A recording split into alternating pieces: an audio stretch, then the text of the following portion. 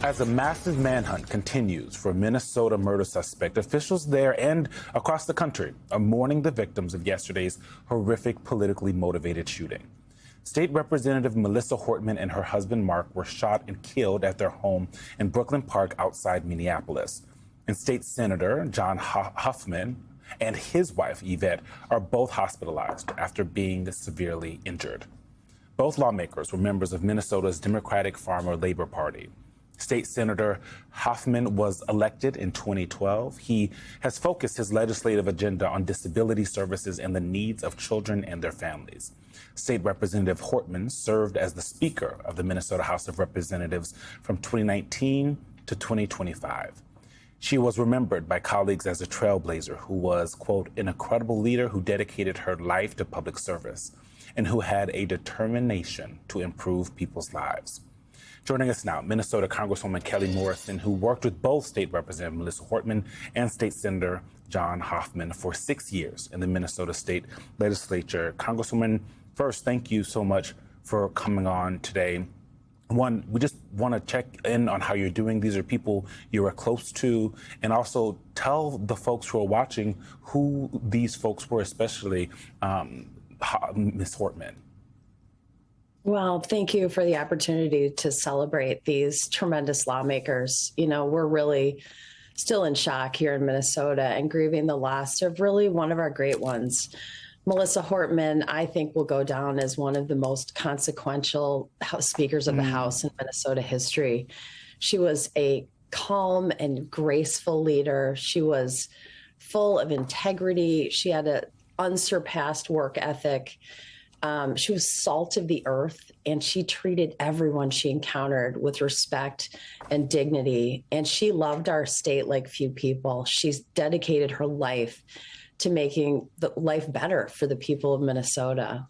She was a mentor and a friend to me, and I'm devastated by the loss. And of course, John Huffman, who we're praying for he and his wife Yvette's recovery. They also were gunned down. They both survived surgeries last night and we're anxiously waiting news. But John's one of those guys that is beloved by everyone. He's the friendliest, most loving man, and you will not find a bigger advocate for people living with disabilities. So this is a shocking moment in Minnesota, and I think it's a watershed moment for our country. You know, Congresswoman, I went to college in Minnesota. I went to Carleton College. I know not in your district. My in-laws have a lake home in Minnesota, so to me this feels like a tragedy in the family. I think we said in one of our teases in the last hour that you were on the list of names that the suspect had of people he was targeting. One, how are you in the middle of all this, especially since he is still at large? And two, how concerned are you for your safety and the safety of other elected officials in the state? Well, you know, I'm an OBGYN by trade. I had the honor of taking care of patients in Minnesota for more than 20 years. So I understand, unfortunately, acutely how dangerous heated rhetoric can be. I am immensely grateful to local law enforcement here in Minnesota. They have been just doing incredible work. They're working overtime. I've got officers outside my home right now who have been up all night making sure that our communities are safe. And I particularly want to call out the Brooklyn Park Police Department, who acted so quickly in the middle of the night, and I'm certain saved more lives. We cannot tolerate heightened political rhetoric. This has to be a turning point for our country where we say this is not the America that we want. And I don't believe that this is the America that the vast majority of Americans want. We want to live peacefully. Most of us care about our neighbors and we all want the same things, right? We have more in common than we don't.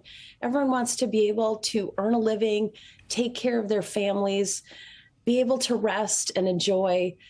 This is not what America is about. So I think this is a moment, and I think we saw this yesterday with millions of Americans taking to the streets peacefully, saying that we want our democracy. We don't want a king. We don't want a dictatorship.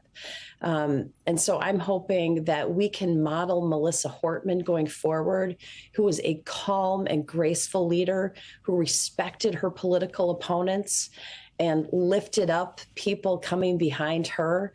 She's dedicated her life to public servants. I came to politics later in my career, and she embraced me. She was a fierce advocate for reproductive rights and was excited that I was an OBGYN, a pro abortion rights OBGYN who wanted to run for the Minnesota House and helped to lead in that effort. We would not have passed all the legislation that we proudly call the Minnesota Miracle without Melissa Hortman, and I'm certain that Governor Walz would agree with that. We passed paid family leave. We passed comprehensive reproductive rights protections. We passed school meals, breakfast and lunch, so that no kid in Minnesota goes hungry. All of that would not have happened without the leadership of Melissa Hortman. Congresswoman, I'm so glad that you told us more about your friend, because yesterday, in the aftermath of this tragedy, I watched some video of her speaking about her work and just the passion and how much she cared.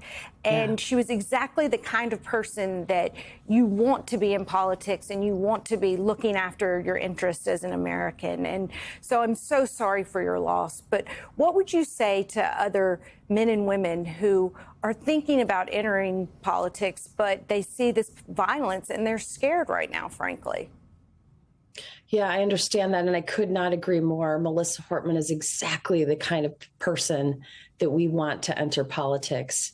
You know, I entered politics later in my career. I was almost 50 the first time I ran for office. I see it as a very high calling, and we need to move to a place where Americans revere public servants and see it as a noble endeavor. And it is. I see it as an extension of my work as an OBGYN, as a physician, taking care of patients.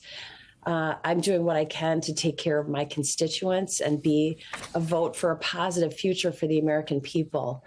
So I would encourage anyone who's ever thought of running for office, please call me. I would be so happy to talk to anyone. We need good people in politics. It's more important than ever. And I know that Americans are hungry for good leadership, for calm and kind leaders who are not bullying people, who are not calling for political violence. Congresswoman, in the time that we have left, I guess I'm curious. You knew Melissa Hortman. You were friends. She was your mentor. You've talked about all the things that she's done. I'm curious how you think she would want to be remembered. Oh, I think Melissa would want to be remembered for her work as our speaker. She was very proud of her role, as well she should have been, because she was a unique voice in Minnesota politics. I think she'd want to be remembered for her sense of humor, because it was fantastic. It could be dry, it could be lacerating at times, but she was a very funny person. I know she loved her husband, Mark, dearly, and she adored her children, Sophie and Colin. You know, it's such a sad day here in Minnesota. She will be so missed. Minnesota Congresswoman Kelly Morrison, thank you so much for coming on, and take care of yourself and everyone there in Minnesota as well as you guys deal with this tragedy. Thank you so much.